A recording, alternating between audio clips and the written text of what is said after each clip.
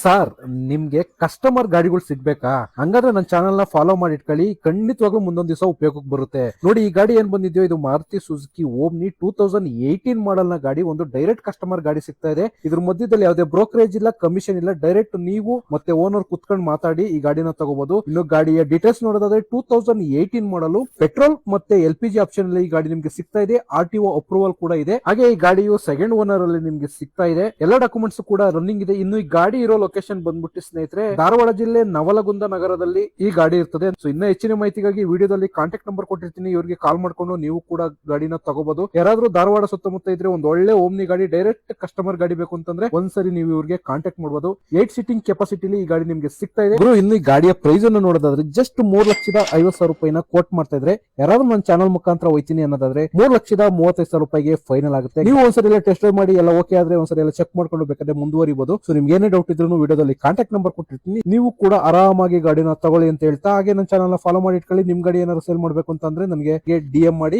ನಾನು ನಿಮ್ಗೆ ಕಾಂಟ್ಯಾಕ್ಟ್ ಮಾಡಿ ಡೀಟೇಲ್ಸ್ ನ ತಗೊಂಡು ವಿಡಿಯೋ ಮಾಡಿ ಅಪ್ಲೋಡ್ ಮಾಡ್ತೀನಿ. ಧನ್ಯವಾದಗಳು, ಶುಭ ದಿನ.